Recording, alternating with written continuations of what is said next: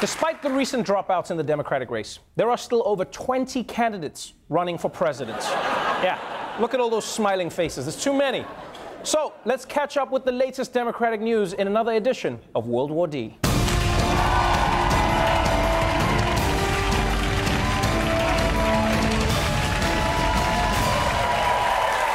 There are only 425 days until the presidential election.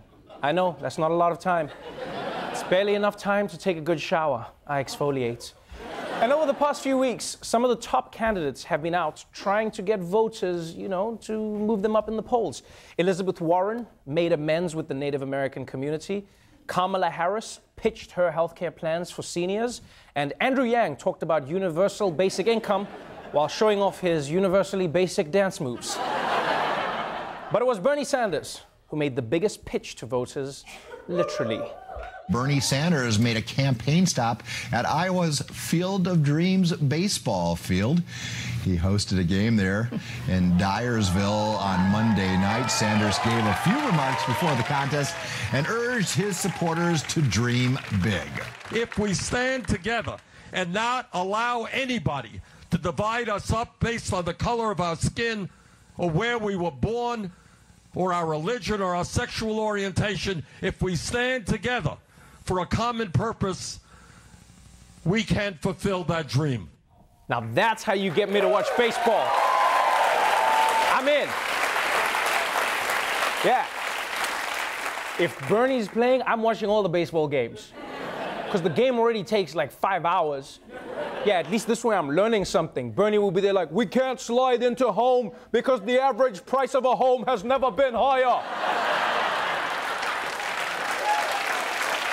So, all 20-something candidates are out on the trail trying to get more voters. But one person, longtime frontrunner and longtime backrubber Joe Biden, he's trying to focus on keeping the voters that he has. But that might be a challenge, considering he keeps making worse and worse gaffes. Joe Biden is on the defensive after reportedly mistelling a story on the campaign trail about one soldier's heroism. This guy climbed down a ravine, carried this guy up on his back under fire. The general wanted me to pin the silver star on him. I got up there and stand and said, God's truth, my word is a Biden.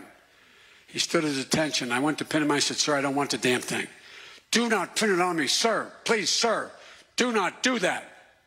He died. He died.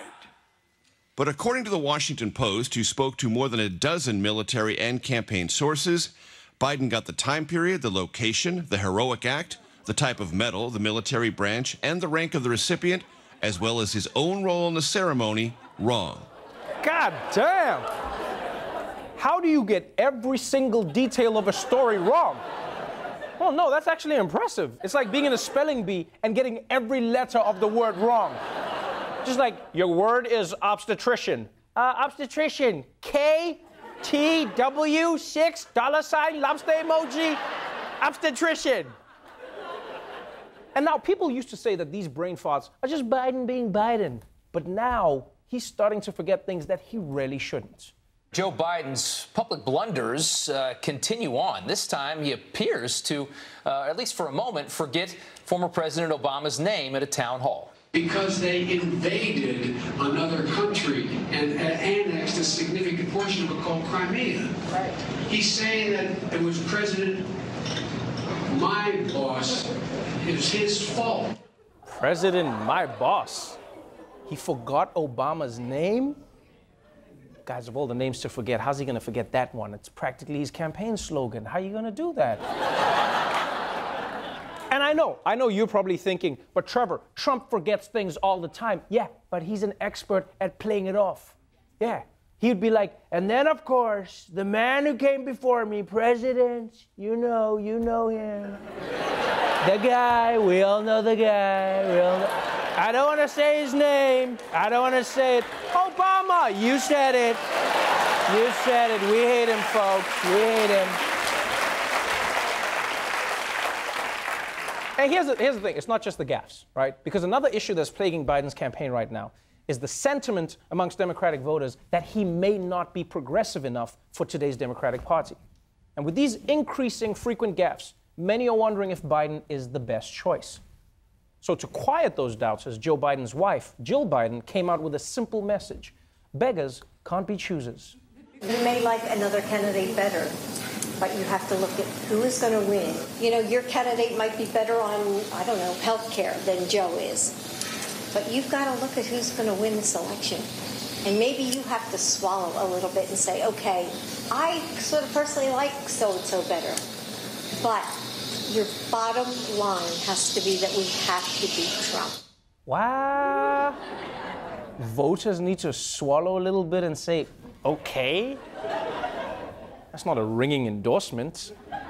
She's just like, I mean, other people might be better, but like, geez, I wonder what her wedding vows sounded like. It's like, I take you, Joe, even though Michael was technically better and Steve was hot, but I mean, you're fine, we can make this work. It's probably still better than Joe Biden's vows, though. He's like, and I take you, my fiancée, the woman, the one in the white dress. So for the first time, Joe Biden is looking vulnerable, which means all eyes will be on him in the next debate, which is just 1 week away on Thursday, September 12th, 2019, in Houston, Texas.